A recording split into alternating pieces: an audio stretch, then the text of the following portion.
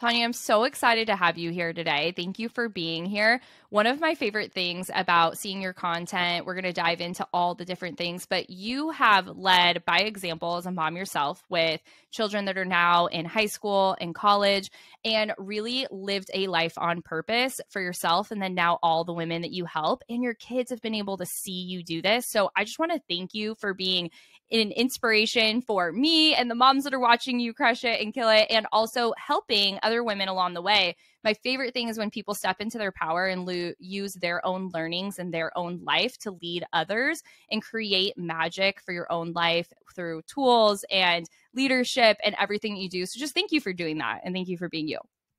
Well, thank you so much for saying that. You know, it's such an interesting point of motherhood when you have kids in high school and in college, because you feel like all of that work you did in the trenches, you know, with all of the hard, really, really tough stuff when they're little, and then you're going through junior high and all of that. And there are days where you feel like, oh my gosh, is this worth it? What am I doing? What did I get myself into? And you get to this point where they're really starting to, with my daughter who's in high school, she's just starting to get a lot more independent and she's kind of spreading her wings. And then with my son who's in college, like somewhat adulting, we won't say full adulting yet, but it's amazing to see all of that work, that investment that you put into your kids, to see it come to fruition. You know, there was this moment when I dropped my son off at school, his freshman year. So, you know, we had done the convocation, we'd moved him into his dorm room. We're outside of his dorm room and we're about to leave to drop him off at college. And I'm doing my best not to cry. My daughter's doing her best not to cry. My husband's like keeping it together. And I'm hugging my son. And he's been my nervous Nelly growing up. I always say, like, he was the one who was like, Mom, what if I don't know where I want to go to college? Or what if I get a degree and I don't use it? And I'm like, well, you'll be like everybody else in the world, so you'll be fine. But he's been my nervous Nelly. He's always been really nervous. And I'm standing outside of his dorm, giving him this amazing hug, this amazing moment that we've thought about, you know, since the moment he was conceived. I've thought about that particular moment, his whole life, my whole life. And I hug him and he looks at me and he goes, Mom, I'm ready. And he turns and he walks into his dorm and he doesn't look back. And to me, it was like, oh my gosh, that's what motherhood's about. Right? Yeah. Giving your kids the independence and the autonomy to feel like they can go and be who they are designed to be. So I just want to say that because I know we have a lot of moms listening today. If I could bottle up the feeling I had in that very moment and hand it to you right now, I would. So all of the work that you're putting in, all of the, you know, tough times and the struggles and all the modeling that you're doing for your own children, it pays off. So I just want you to know that it does pay off. It's just hard sometimes when you're in the midst of it all to see it. Yeah. And, you know, it's such a good perspective because, you know, my oldest is 4, right? I'm in a completely different season. And to be able to think about, okay, there are points of motherhood where you're like, oh, this is for me, right? Like, I love being a mom. And then there's that other reality that really your job is to help raise a functioning adult. And your job is really to lead them to be the best version of themselves when they do turn around and say, I'm ready, and they step into that. And I hope you've given yourself some like pride and like congratulations and celebration for getting to that point. Like, gosh, what an achievement. But it doesn't ever really end, right? It just transitions and changes. And now it's a whole new level of new identifying what it means to be mom. So how is that feeling right now? Yeah, you're right. That's the thing is, first of all, you know, when they're young, you're fully parenting. And then they start to get a little older and then you're kind of coaching and mentoring, especially when they're in high school, because it's up to them to make the big decisions. You're not with them most of the day and they have to make all these big decisions. So, you know, I remember when my son Jack was in high school and my sister, her kids were in elementary school at the time. And I would say, oh, I just need him to buy in on this idea, or I want him to get on board with this. And she's like, just tell him what he needs to do. And I'm like, no. When they're in high school, you are advising them. You're mentoring them because you need them to buy in. they're the one who's ultimately making these big decisions. They're the ones who, when somebody offers them drugs or alcohol, or they see somebody they like and they want to go on a date, or they're the ones making these decisions. And it's our Yeah. jobs as moms to start off with very hands-on, and then very slowly, as they get older and as they become more independent, kind of taking our hands off and letting them drive the car, right? Let Yeah. them be in charge. So now with my son, it's funny because he's finishing up his sophomore year of college. He and I meet regularly. We talk on the phone as mom and son, but we also have calls on Fridays that we call accountability calls, where I call, and it's Oh. not a social call. It's, okay, how are you doing? How's your goals? What are you working on here? All right, do you have this project management done? Are you mapping this out for yourself? How are you doing socially? Are you getting enough sleep? And it's really very much a coaching call. So it's very different. And we treat that whole interaction very differently. And then we have other calls during the week where I'm his mom and I'm like, tell me what's going on. Are there any cute girls? And, those kinds of fun Aw. things. But, right now, that's part of my job, is to provide that scaffolding, because I want Yeah. him to feel safe and secure and to feel really confident in his own skin. And if I could do that as a mom, I've done my job. Yeah, how cool that you're helping him in really both of those hats, because some kids, and maybe even some moms listening, didn't have either, right? They didn't have either. And then sometimes we sit in one hat or the other. Like, you're just coaching and you're missing that mom layer, or you're just momming and you're not having that mentor or coach layer. So, like, again, kudos for you for doing both. It does remind me, though, of how important this is, like, as he's truly stepping into like the actual adulting of life, how it is to help him identify what adulting means to him, right? We so often look back, and I know, being in that season of my life when I was in college, I was like, what do I want my life to look like? What do I want adulting to look like? And it's hard because so often we do things that we may be looking back. I'm sure what you went to college for, what your years looked like in that same season, are very different than what you're doing now. Mm-hmm. But there's some things that debatably we take on for character building or experience or whatever else. And then we find ourselves as moms or adults looking back and saying, okay, I'm filling my calendar. I know you talk about this a lot. I'm filling my calendar, but am I filling my soul? And so let's talk about this from two perspectives. One, of sitting in the mom role and being like, wow, I found myself growing up, adulting, coming into motherhood in this way. And now I'm looking back and saying, how did I get here? And then in the second layer of, how am I going to do it differently for my kids? How am I going to help them not ask these same questions at here? Yeah, I think for all of us, quite frankly, a lot of times we look back and we're like, wait, how did this happen? How did I Yeah. get here? And I truly do believe it's the twists and the turns and the detours of life that get us where we're meant to go. And this is the thing too, when we're talking about goals, which I know we're going to get into in a little bit, this is why we don't want to make our goals too rigid. Because a lot of times when we're looking at the timeline of our life, we just get this small picture of where we are right now and where we've been. We don't have the ability to zoom out and see where it is really we were designed to go, where we're going to evolve into. And it's the same with our kids, I think, as well.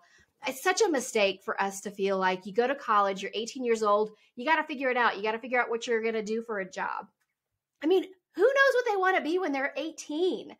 Who knows what they want to be when they're 45 sometimes? It's okay, the not knowing and allowing yourself to have those twists and turns. I think that's why, whether we're talking about goals or just, regular check-ins, I think reflection is such an important part of the process. Stopping and checking in and saying, hey, wait, where am I? Do I like where I am? Do I want to go somewhere different, or do I want to stay on the path I'm on? A lot of times we're on that highway of life and we're going like 80 miles an hour. Speed limit 65, but we're going 80, right? Yeah. And, a lot of times we're not seeing all the other things on the side of the road. And sometimes all of a sudden we stop. And when we do this, I call it the 3 A's. We want to acknowledge, we want to assess, and we want to adjust. When you stop and you just do a check-in, acknowledging where you are, you're like, wait, I'm not on the highway where I thought I was going to be.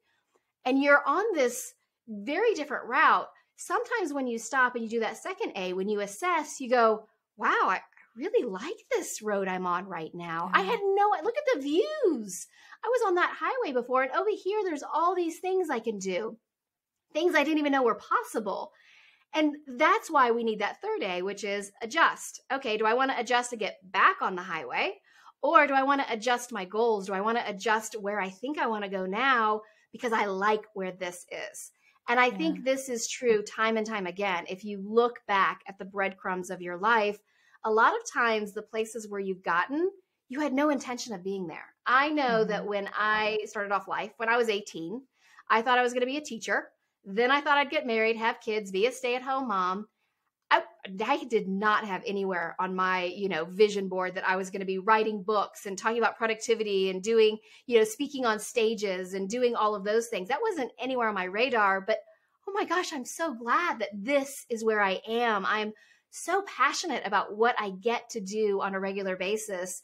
But it's, I was a stay-at-home mom for several years, and then I made the decision to start a business because it wasn't really where I wanted our family to be. My husband was traveling for 3 or 4 weeks at a time. He was doing international marketing. He was very unhappy with being away from the family a lot. And I thought, you know what? I'm going to start a business. I'm going to make our life really work for us. I started my first business with $50, literally $50. I had no website. I was selling to friends, maybe friends of friends, but that might be a stretch. And, that was the big time, one of the first times where I was at this fork in the road. And I was like, I don't want to go back on that highway where I was. I want to change this route. And that $50 investment grew. I was able to absorb my husband's MBA income within a year. So I started making around 6 figures with my business, which is crazy because I had no business experience whatsoever. And, that got me to where, okay, then I started that business. And then I ended up closing that business and starting a second business and starting my podcast. And then all of these companies started reaching out to me, all these publishers wanting me to write books. And so it's the twists and the turns that have me here where I am today. And thank goodness for the detours. I'm so happy for that. Yeah. And, this morning I was dropping my kids off at school and we were listening to Snoop Dogg's new kids album of the affirmations. And I was listening to my son say some of the words, and it really hit me how, not that my parents said anything negative to me growing up, but that I believe this generation is so much more thoughtful about putting positive words into ourselves and to our children. And I think that's probably why your son was saying like, hey, I'm ready. He's seen you build this business. He's seen you pour into yourself. I can imagine starting your business with $50, moving up to where you are now. You've had moments where you've really had to pour belief into yourself. You've had to be able to pick yourself back up. You've had to think about the words that you're telling yourself. Maybe you've had negative words coming in from outside areas, positive words at other times as well. But can you talk a little bit about the power of the spoken word and how that's helped you stay, before we get into the strategy of how we set up our goals and all the other things, I want to talk about how we allow ourselves to pour that belief into ourselves so you know that you're capable, worthy, and able to move forward. Oh, it's so easy to not believe in ourselves. It's so easy to believe the imposter syndrome or that quiet voice in your head. Well, it's not so quiet a lot of times, the loud voice. It's like, who are you to do this? You don't know what you're doing. And the truth is, as we fumble our way through life, we don't know what we're doing a lot of times. It is a lot of figuring it out. So anyone who feels like they look at other people and they're like, oh, they have it all figured out, they don't. We're all just kind of bumbling our way around. But it is so important, the words that you use. And I talk about this a lot in my book, my second book on purpose. How you identify is incredibly important. If you want to grow a business, let's say, for example, let's say that you are ready to really step into running a business. If you're calling yourself like, when people ask you, hey, what is it you're doing? You're like, well, I have this little thing, or, oh, I got this, right? You're making it smaller. And guess what? People believe you. When you tell them, I've got this small little thing, it's no surprise they're treating you like you're a hobbyist, right? Mm-hmm. Whoever it is you're wanting to be, choose to project that. People will believe you. You will believe you. That's the side benefit. It's funny because, going back to talking about my son, I was just talking to him last week and he was saying, I really feel like I got to get some better morning habits. And he goes, I need more discipline. And I was like, honey, you don't need better habits or more discipline. You need a new identity. You need to really identify who you want to be. if you want to be someone, because he struggles with procrastination. That's one of his big Achilles heels, is he struggles with procrastination. And he's like, I'm tired of being a procrastinator. And I said, well, stop telling yourself you're a procrastinator. Tell yourself that you're a person who gets things done. I said, all you need to do is start creating these little tiny micro habits, little tiny things that you're doing that prove to you that you're getting things done. I said, sitting down on Sunday and mapping out, doing the whole thing. We have a whole exercise that we've done as a family where we sit down on Sundays and we map out what we're going to do for the week and all of those things. I'm like, sit down and make sure that you're doing that for yourself, and then make that plan. And all you have to do is, once you've done one of them, think, you know what? I'm not a procrastinator. I'm a person who gets things done. I said, once you start doing that and you put that loop in your head, all of a sudden you start believing that. And guess what? Everyone else believes it too, if that's who you choose to project yourself as. So, for me, with running a business, I could have very easily said, who am I? I have never even taken a business course in college. Who am I to run a business? And now I run a multi-million-dollar company that I started with $50. But I've chosen to identify myself as a successful businesswoman, and I've stepped into that. So being really careful with the words you use. And I think this is true, when we're identifying ourselves with what we're putting in our bio, on our resume, or even on social media.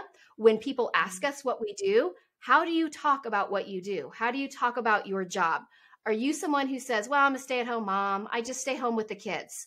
If you use the word just when you're describing what you're doing, stop. That word just is not doing you any justice, okay? If you are a stay-at-home mom, you're the CEO of your family, right? You're the CEO of the house.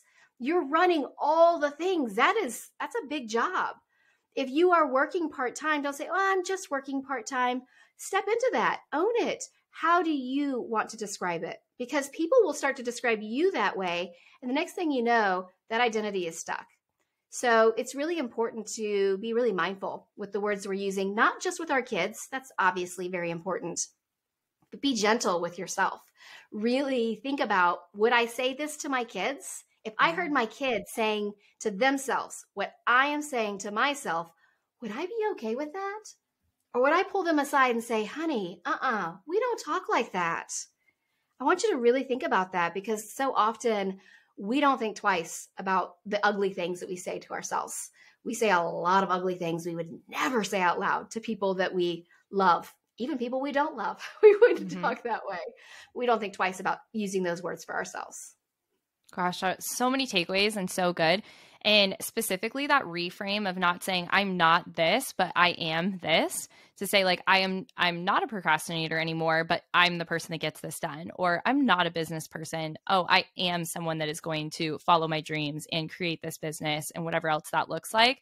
I just absolutely love that reframe. I think that knowing in your head you want to shift that, there's going to be so many examples that come up like as you do that. And I think that one thing that helps this is when you kind of have a track of where you're going. So when you start thinking, okay, I'm going to talk positively about myself, I'm going to not just fill my calendar, I'm going to fill my soul, like we've talked about so far. But you're like, okay, but also like, where am I going? And you have a term called cathedral thinking. Why don't you walk us through that and how that can help you know kind of your path?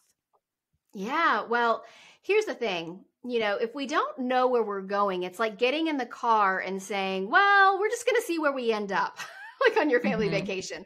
You wouldn't do that, right? You say, okay, hey, this is what we're going to do. We're going to go to Harry Potter World, and we're going to put that into the GPS, and it's going to help us make sure that we make it to where we want to go. It's the same thing in life. We hop in our car of life and we're like, I don't know where I'm going, but hopefully I end up somewhere good. And chances are you're not, if you're not sure where you're going. So I love using this term cathedral thinking because it's based off the concept and the idea that in the 1100s, in the 1200s, thousands of years ago, the city architects, the planners, the builders, the artisans, they decided they wanted to build these beautiful cathedrals. And these cathedrals have stood the test of time, right? Think about the Duomo in Florence, or think about Notre Dame, or think about these beautiful cathedrals. What's amazing is the day they broke ground on those cathedrals, Those city architects, the planners, the artists, they knew they weren't going to see that cathedral finished. The Duomo in Florence took 500-600 years to build, but it's legacy work. And that's really what I want you to start thinking about is where is it I want to go? And by having a cathedral, or what I call a bright, beautiful future out ahead of you, that acts as your landmark. That tells you this is where I want to go. So what we do is we create these cathedrals for ourselves of where is it I want to go? What do I think is important to me that I want to be at in the next 10 years or the next 20 years? And I'm not just talking about maybe in business or how much weight you've gained or all those things. I'm thinking you have cathedrals in lots of different areas of your life, in your relationships, in your emotional state. Where do you want to be physically with your body? Where do you want to be financially? Where do you want to be 10, 20 years down the road? And then we can use that as our landmark to move towards, and we can start a process that I like to call wayfinding. So we can actually make progress to get to that big, bright, beautiful future we dream about. Yeah. So let's talk a little bit more about the wayfinding in the discovery process, because some people are like, yeah, I know what my cathedral in my relationship or my cathedral as me as a human or as a mom, I know what that looks like. And you're right. I'm going to create this, process to get there. And other people are like, I don't know. I just know that I don't like where I'm at. So how do you go from not knowing where you want to go to getting to that cathedral vision? Yeah, well, let's start by talking about how do you figure out what your cathedral is, right? Because it can be really daunting if you're thinking, I have no idea. And if you feel like you don't have an idea, you are not alone. And that is okay. A lot of people feel like they're unsure. So I like to tell people, if you want to figure out where you want to go, we got to start by looking back. Look at your past when you were a kid, before you started adulting, before you started worrying about the rent or the mortgage, or even before you started worrying about what other people think. So even before the age of like 13, 14, who were you? What were the things you were passionate about? What were the tasks and the activities and the projects? What were the things you got really fired up about? Not the things that your mom drugged you to, right? Where you're like, I don't want to play piano. What were the things that you got really fired up about? Like, let's say it was soccer. Okay. You loved playing soccer. We can agree your cathedral today is not that you're going to be a professional soccer player, but ask the question, why? Why did I want to be a soccer player? Why did I love soccer? Was it the team aspect? Was it moving your body? Was it being outside? What were the things that you really loved? Start to gather some of these little things that you used to enjoy and ask yourself, why did I like them? Same thing with what did you want to be when you grew up?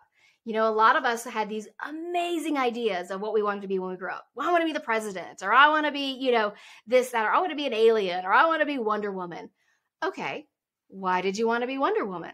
Was it because she stood for truth and justice? Was it because she inspired a whole generation of young girls? What was it about that career that really appealed to you? And start gathering together these little scraps, these little whys. Oh, I love this because of this. And as you start to bring them together, you'll see these patterns emerging. And then you'll start to say, oh, this is tied to what I really love. This is who I am at the heart of me. So our purpose is very often hidden in our past. So that's where we can start figuring out where that cathedral is. But then it becomes, all right, that cathedral is really far away. 10, 20 years down the road. That's like, I am here and there's this giant Grand Canyon of where it is I want to go. That's really far. And that can feel very daunting. And that's really when imposter syndrome comes in, because it's like, who am I to think I could possibly do this? So we use a process called wayfinding. So if we think, okay, imagine, like think about when you're in second grade and you're making a timeline and you have a little dot that says you are here, and there's a line and it's like where you want to go, right? Yeah. So all the way there at the end is our cathedral. That's your potential, where you think you want to go 10, 20 years down the road. That's really far. So let's bring our dots a little closer. Let's make the timeline a little bit closer.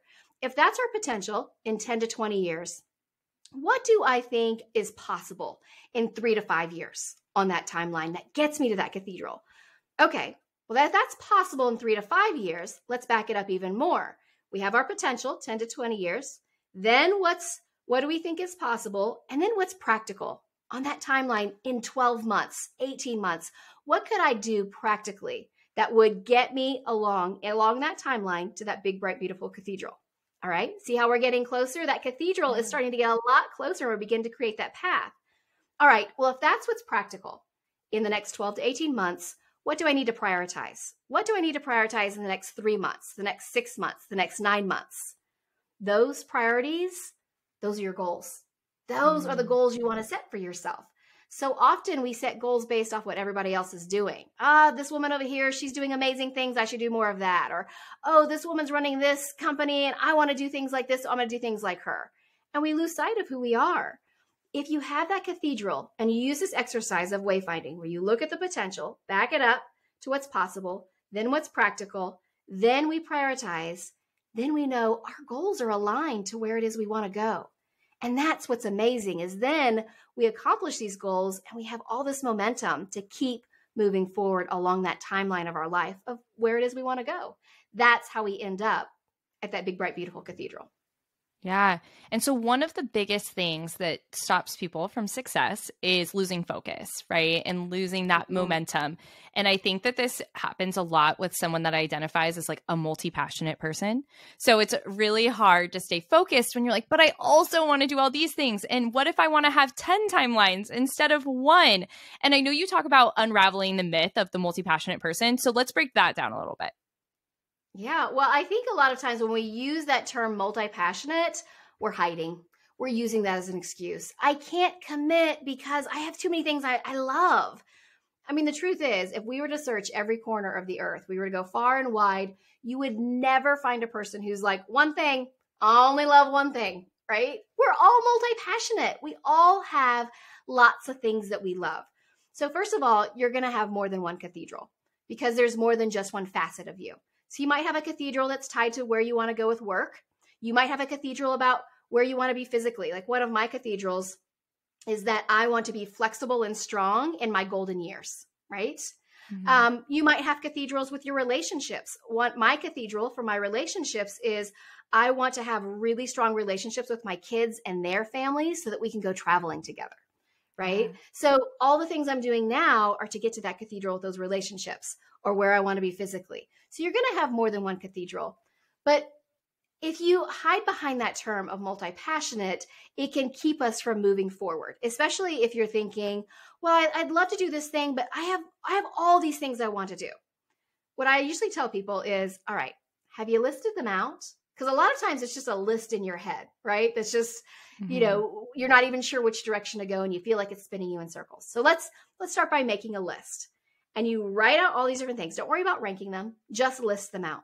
And then we want to do 3 columns. I call this the PIE activity. PIE, P-I-E. First P is powers. Okay, on a scale of 1 to 10, how does, as you go through the task list, right, of all these things you're passionate about, how does this first one, how does that fit into your powers? Is it something that you feel is a gift? Is it something that's easy for you to do? Do you feel like it's something you get really, that you love doing because it's one of the things you're really good at? Give it a score of 1 to 10 and go through that list, go through each of those items you wrote down and give it a power score from 1 to 10. Then we go to the next column. I, impact. Okay, on a scale of 1 to 10, how much of an impact will this make in my life, in my family's life, in the world? How much of a difference is this going to make? And give it a score, 1 to 10. So far we have a P, powers, I, impact, and then we have a third column, the E, excitement. How excited are you about this? Just because you're good at something doesn't mean you should do it, right? Because there's lots of things that we're good at that we're not really passionate about. So let's see, how excited are you about this? So give it a score, again, 1 to 10, right? How excited am I about each one of these things I listed out? So now we've given everything a score. All you have to do is add your powers, your impact, and your excitement, and the high score would be 30, right? Low score would be 0. Yeah. So now we can start to rank all of these. Each one of these has a score, and you can start to rank them and say, oh, these are the things I really do get excited about, that fits into my gifts, that I think is going to make a difference in my world and the world of other people as well. And we can start to get really clear. Oh, I thought I really wanted to do this, but I'm not even that excited about it. Or this is not something I'm really good at. So then we can start taking those things off that list and get really clear about what's at that top. What is it we really want to do? And that's how we stop identifying as multi-passionate and we start identifying as we want to be. Ooh, you know what I want to be? I figured out I want to be a caterer. I love cooking. I get really excited about it. I love interacting with other people, right? And that's really what we want to do. We want to get really clear about where it is we want to go. Gosh, I love that acronym. That is so good. Powers, impact, and excitement. And it kind of brings me back to when we were talking about the affirmations and the power that you speak into yourself and those words, that you can always come back to that. Because when you hit that challenging spot in whichever you pick to go towards, you can be like, oh yeah, I do have the power here. I do have the impact in this. This is why I'm doing it. This is why I was originally excited, going back to that, because there's going to be down days in whatever you pursue, and you can come back and be like, what is my pie? And I actually love this play on like, go get a slice of pie, like go like look at your slice of pie of like why you picked that in the first place and come back to it. But I think one thing that people also get a challenge with is when you have this long-term goal, this cathedral that you're working towards, and you're wayfinding and you know which way you're going, but how do you also live in the moment while pursuing that farther out vision? What do you do for in the moment while working towards that cathedral and staying present? And especially when you have kids, right? And you want to stay in love with whatever you're pursuing in your life. You know, this is so much of what you speak about, of like really being present and filling your soul. So how is that like more executed than just like a thoughtful, you know, comment to be present and thoughtful? Oh, I think you're muted. It is so hard sometimes to feel like you're present because there's so many things pulling our attention. But we really want to be awake in our own lives instead of just kind of fumbling through or going through the motions. So one of the things you can really do, first of all, is by doing an activity like that pie activity, we can take some of those things off of our list. Once we realize, you know what, this score is not very high, I'm taking that off my list. That gives us the ability to focus in more, right? We want to focus in on fewer things. It's about going deep. And it's about, you know, if we can compare it to a pool, we don't want to go shallow in life. We want to dive deep. And if you're trying to do too many things, you're spreading yourself thin, it's really easy to feel very scattered instead of feeling very present. So I think it's really important, first of all, to recognize when you're not present.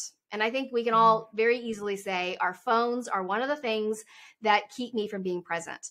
So I am really a big advocate for, I will leave my phone in the other room. I have a time of the day, especially when the kids are getting back from school or they're in the car. I call them $1 million minutes. We have these little slivers of time in our day that they feel innocuous. They feel like they're just simple moments. Your kid gets in the car and they're chatting about your day. But if that moment was gone tomorrow, you would pay $1 million to get it back, right? And often we let that just slip through because we're not being fully present. So when my kids are getting in the car after carpool, I don't do carpool anymore, but when they were, I would very intentionally take my phone and put it in the console. So it is out of sight, out of mind. I am not tempted to look at it. I won't hear it beep. I turn it off because I want to be 100% present. Anyone with kids who are especially in middle school or high school, they know most of the big conversations happen while the kid's in the back seat, where you kind of are making eye contact in the rearview mirror, but not quite. That's such a pivotal time. And if you're distracted by the beeps and the pips of your phone, you're missing that $1 million minute. So live in it. And being present means being focused with all your senses, being focused in on what are you feeling? What are you smelling? What are you seeing? All of those senses. So if you sometimes feel a little untethered or you're not really being present, stop and just do a quick check-in with your 5 senses. All right, what do I taste? What do I smell? What do I see? What do I feel? Right? What do I hear? And that immediately will ground you so that you're there in the moment. And just really choosing. I think this is the thing that we lose sight of, that we have the power of choice and we get to choose every single day how our day goes. A lot of times we feel like we don't have choices. Oh, I have no control over my calendar. Well, who does? If it's not you. You get to choose. You get to choose to put the phone away. You get to choose to set the book down when your kid walks in the room. You get to choose to stop chopping the vegetables and stop and make eye contact with your kid when they come in to tell you something that happened that you can tell is important to them. I'm not saying that we have to stop as soon as our kids walk in the room by any stretch, but there are moments where we can tell that something important is happening. They're imparting something that's key or pivotal or something they've been thinking about. by really signaling that to our kids that you have my full attention. And I say kids, but I think this is true for spouses. I think it's true for our friends and our family members. Showing people that they have our full attention is such a gift. It really is, especially in today's world where you give people your full attention and they really appreciate it, right? Yeah. We all know when we're talking to a friend and we're on the phone with them and you can tell they're scrolling because they're not quite responding as quickly or they're just like, right? We don't want to do that to the people that we love. So being really mindful and paying attention to who it is you want to be and how you want to show up. I'm not saying you don't have to have your phone with you. You can have your phone with you. You can, do all the things you want to do. It's just being mindful and choosing, okay, you know what? I know from 3 o'clock to 3:30, that's a key time for my kids to be home. That's a phone free time for me. Or that's a time where I'm definitely going to not have the TV on and tell the kids no TV during this time because this is our interaction time. So just kind of creating these boundaries for ourselves can be really helpful in creating that presence. Yeah, I love that $1 million minutes concept and really thinking back to that. And so many times you hear people at the end of their days, that's what they call back is those little moments and those little minutes. And if we can start living now with those rather than reflecting on them in the future, then that is like super powerful. And another thing that I thought of when you were talking about this is also being fully present with yourself, because we so often when we have our time, we're also like multitasking and doing a million other things. And if you could give yourself that own undivided time, that's something I definitely practice by try to get better all the time. Not that I'm an expert by any means. And so I think that that's really important too. Like you said, it's not just your kids and giving them your presence or your partner, but you and anyone that you truly care about. And you've really taken this another step with going off of social media. And that is really great. I always say there's a lot of good that is on social media. I don't like to hate on it 100%, but there's also a lot of bad and there is a lot of distraction. And so I'd love for you to just kind of bring us up to what made you make that decision and how it's impacted you personally and professionally. And as a mom with kids where social media is a part of their life, they're older. Yeah, well, it was a very intentional decision because I did feel like being on social media made me less present. And a lot of times with my friends, even when they would share something on social media, I wasn't even reading the full captions. So I wasn't diving deep with them. I was going shallow. And I made the decision I wanted to go deep with the relationships in my life. And I wanted to go deep with myself. I wanted to really spend time where I felt like it mattered most. So that was one aspect of it. I knew that I didn't like who I was when I was scrolling. So that was the first recognition that I had where it was like, I don't like the way I feel or the way that I self-talk when I'm scrolling. I would find that I didn't enjoy being on social media, but I also would go through and I'd be like, oh, I should be posting more. I should be doing more. And should for me is a red flag word. Whenever I say I should or I have to, I always stop and go, okay, hold on a second. Who says, right? Why am I feeling this way? Because that's telling me I'm leaning into other people's rules or the other ways that other people are living and not really being aligned to myself. So I know automatically as soon as I say should that I'm going to stop and I'm going to ask myself, oop, why did I say that? Right. Yeah. But I was doing that on a regular basis, just scrolling through mindlessly, looking at my phone, feeling bad about myself. And then I started to really dive into a lot of the research about what it does for our kids and how it affects, especially our young girls with, a lot of the algorithms, how it's feeding them different things about dieting and weight loss and how it's causing all these problems and causing a lot of social anxiety. And I just felt like, as someone who has a platform where I tell people, hey, come meet me over here. That's me endorsing that platform. That's me saying, you should totally come over here and meet me over here on Facebook. If I don't agree with what Facebook is doing, and if I don't like the way that they are running their business or the way that they're marketing to our young kids, why am I endorsing them? I felt like that was just an unalignment in my life. And I'm really determined to live my life aligned, where everything feels really good. So I decided that I didn't want to tell people to meet me over there because that was me endorsing it. So I made the decision to leave social media, being Facebook and Instagram. And it was amazing how much more present I was. And truthfully, I took the time that I used to scroll and I started texting my friends, hey, what are you up to? And having real conversations. Or I would Voxer them. Voxer is one of my favorite things because you leave voice messages for each other and you leave these messages back and forth. And I noticed that I started having better, stronger relationships, not just with my kids, but also with the people in my world. Because I wasn't going shallow, I was going deeper. And for me as a business owner, it was a very scary thing to do. People were like, are you crazy? Like, everybody's on social media. You have to be on social media. If you have a business and you're not on social media, people are going to think you're not even here. And I was like, well, is that true? Because I have a podcast that I'm now on episode like almost 300 of my podcast. I'm regularly putting out a podcast. I regularly send out newsletters that are full of great information that helps people. So I started telling people, you know what, if you want to meet with me, I'm over here on my podcast. That's genuinely, authentically 100% me. I write my own emails that go out to my the people who are on my email list. That's where you can see me and actually connect with me. And people started to say, oh, yeah, I'll go over to where you are because I want to meet with you authentically.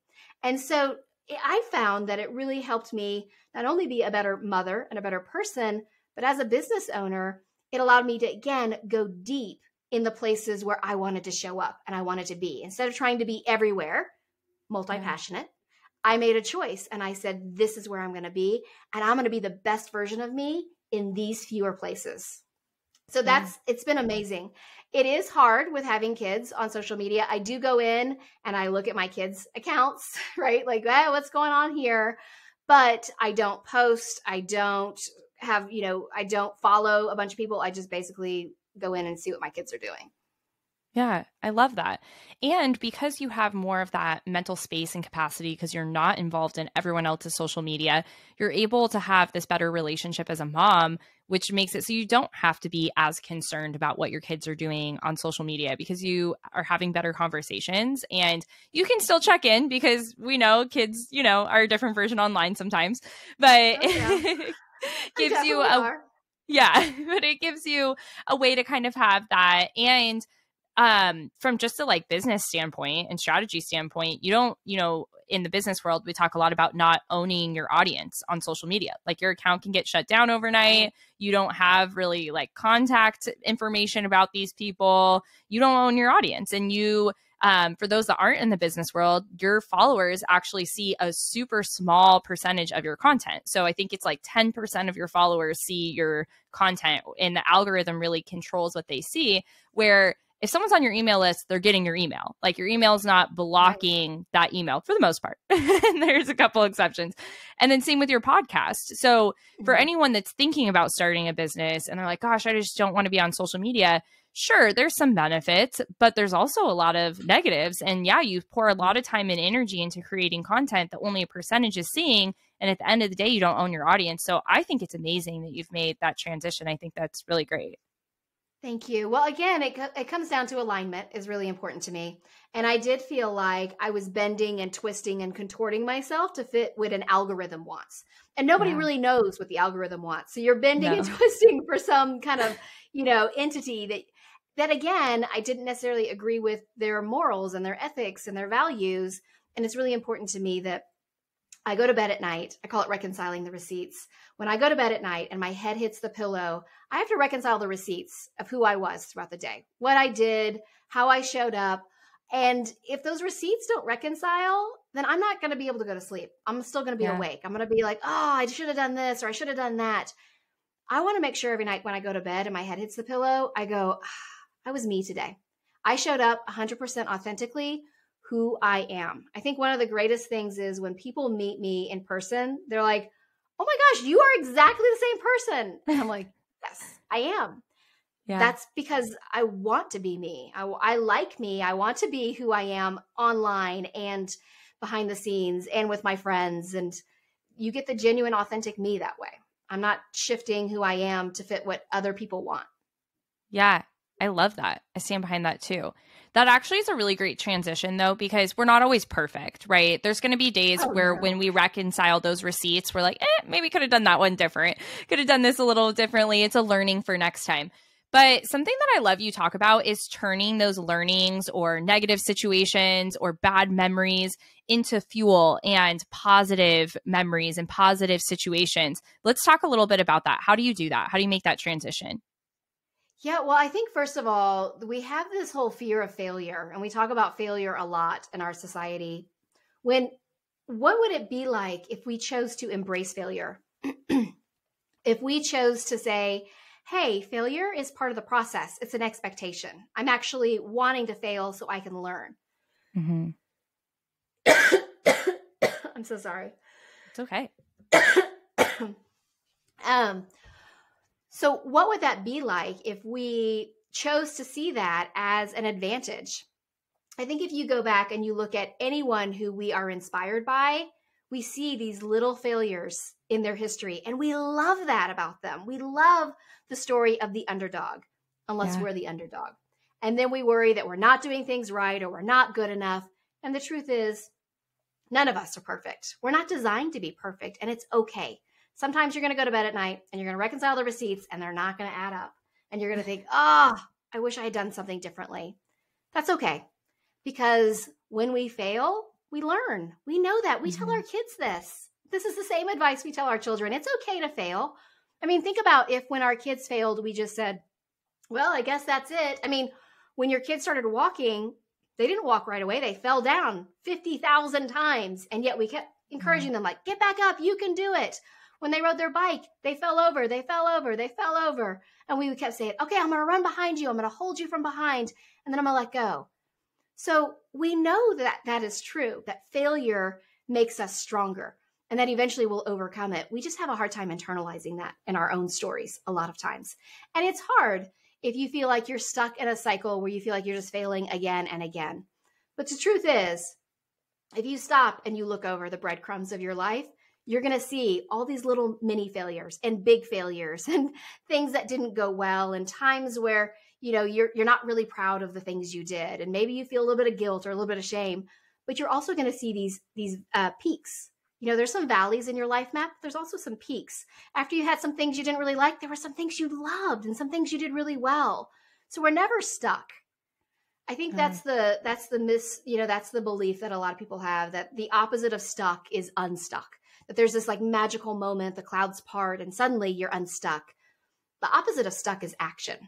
Tiny action, little action, just doing something small to get you moving in the right direction. You fall off the bike, you get back on, right? Doesn't mean you're going to take the training wheels off right away. You're going to have somebody running behind you for a while maybe, but you get back on that bike. You take action instead of just saying, well, I fell down and I guess that's just how it is. We get back up and we try again, just like we do with our kids. Yeah. But so often I hear in myself, as much as I hear in the women in our community, they're like, yeah, but, and I think that but usually comes from this fear, right? So they can be like, okay, well, there's going to be this failure, but also I'm just like fearful. I'm fearful of this failure. And, you know, you're saying basically don't see failure as the enemy. Like it's okay to fail. Like failure is inevitable for your growth and for your success. And we talk about that a lot here. But I know you also talk about like not seeing fear as the enemy, that removing fearless from your vocabulary as you say it. So talk a little bit about that. Yeah, I think too, it kind of goes with, like you said, this idea of failure is we feel like we're supposed to be fearless, that we're supposed to just step in with this confidence and be ready to go. And the truth is, fear is amazing. Fear is so good. If we get rid of fear, we're going to lean too far over when we're looking at the Grand Canyon, or we're going to jump off the roof when we're putting on the Christmas lights and not use the ladder. Fear is really important to our survival. And oftentimes that feeling of fear manifests in like, ooh, a little bit of a lightness in your stomach or some sweaty palms or a little bit of shortness of breath, which is exactly the same as it feels when you're excited, right? When you're at the top of a roller coaster and you get that light feeling in your stomach and a little bit of sweaty palms and a little shortness of breath. What if we chose to say, you know what? It isn't fear. This is excitement. This is me getting ready to do something new.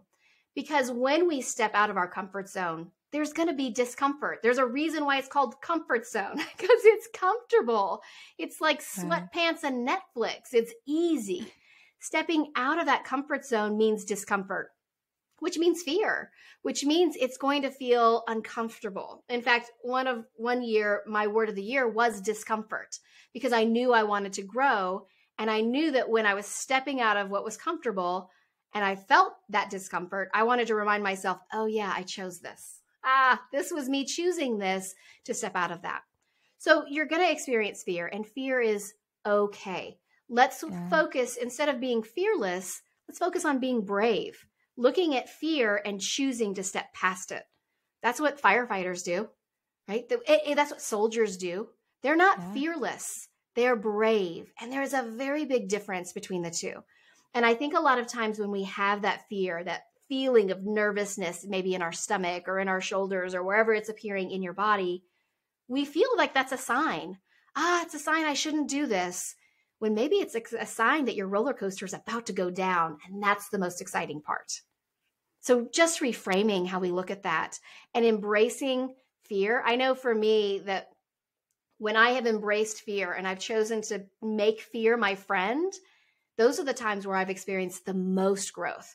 That's when I have seen the biggest shifts in my trajectory, the biggest leaps in where it is I want to go. But you have to choose to be friends with fear and to look at it in the eye and say, you know what? What's the worst case? I mean, this is a good exercise to do. What's the worst that can happen? When we have fear and we think to ourselves, what's the worst that's going to happen? Then we ask ourselves, is that really the worst? Like, okay, so let's go back to the idea of starting your own business.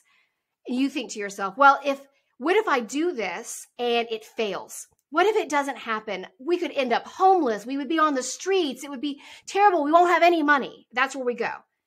Is that true? Is that really true?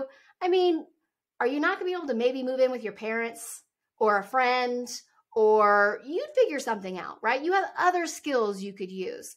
Now, sleeping on your parents' couch, not ideal, but it's also not the end of the world.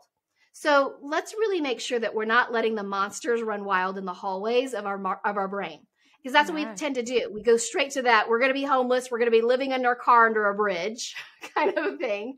When the truth is, that's not really going to happen. You're not going to let that happen. If things start going south with the business, you're going to pivot, you're going to shift, you're going to change things. And if you do run out of money, I guarantee you have a network of people who are going to be there to help pick you back up. And that's not a terrible thing at all. Yeah. I love when people give the analogy of, okay, worst case scenarios, going back to what you're doing right now. Like in reality, like if you're like, oh, I want to leave my job and do this. Okay, well, worst case scenario, you go back to what you're doing. Worst case scenario, you go back to what you're doing. So giving yourself the option to move forward. I could talk to you for hours. We haven't even tapped into so many of the strategies that you have for your goal frameworks. We're going to have you come back and do a part 2. But exactly what we're talking about right here is really living on purpose, to choosing how you live and what your life looks like. And you have your new book, On Purpose. Before we end here today, I want to make sure that we give that some time, because I looked through the preview and I read the free chapter and all of that. It is amazing. So I'd love for you to just give our audience a little bit more of what they can tap into, where they can find it, and who would really benefit from reading this other than everyone, because living on purpose is important for everyone. Yeah, definitely. It's a book. It is a book for everyone. It's, the name of the book is On Purpose, The Busy Woman's Guide to an Extraordinary Life of Meaning and Success, because I really do believe every single one of us is designed for an extraordinary life. I think it is stopping and choosing. And I think so often we feel like we're so busy or we have so much going on that's just not possible. And the truth is, it is. I can tell you that. I'm a host of a podcast. I run a multi-7-figure company. I'm a mom. I write books.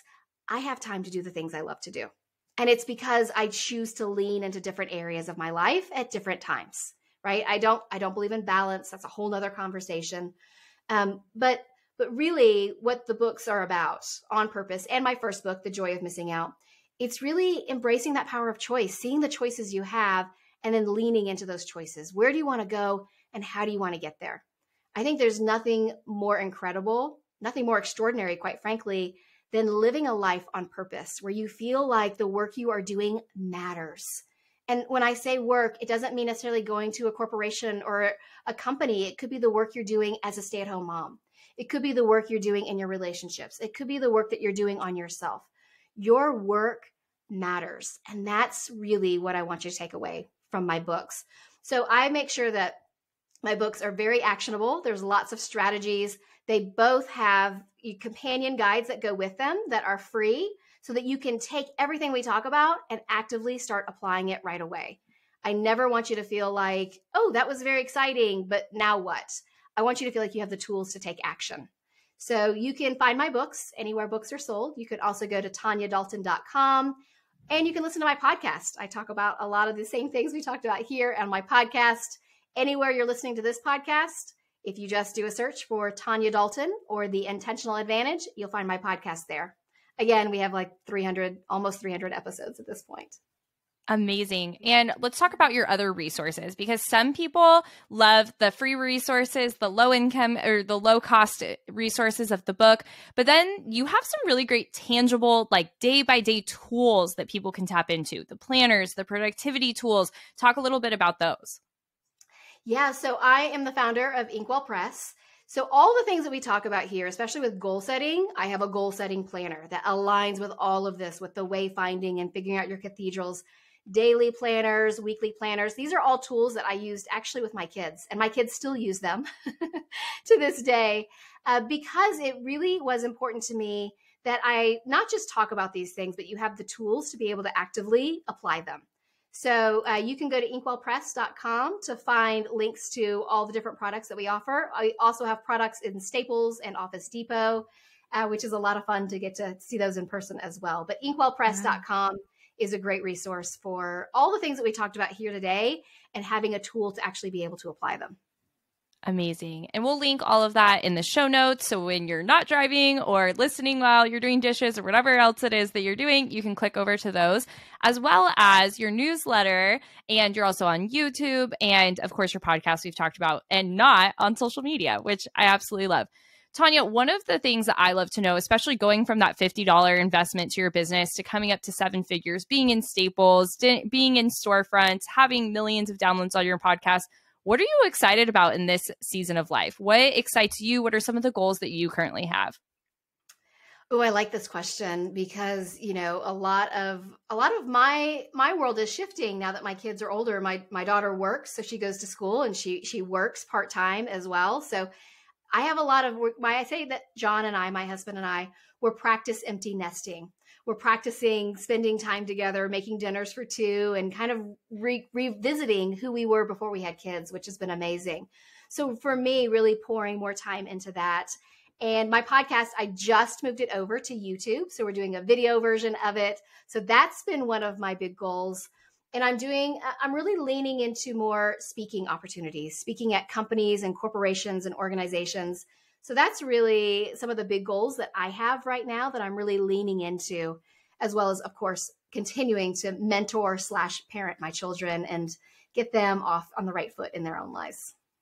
Oh my goodness. I love that. Like I said, we will do a part 2 where we come back to all of your goal frameworks and how you habit stack and so much more. So please leave a review. Let us know what your takeaway was. Send Tanya a message on her email because you're not going to find her on social, and let me know what you want to hear next time. But Tanya, thank you so much for your time today. So many good takeaways. Really appreciate seeing you as a inspiration from the mother standpoint, businesswoman, and just life, and like truly living on purpose. You're doing exactly what you're living out to teach others. So thank you for that. Thank you so much. I appreciate that. We'll see you guys next week.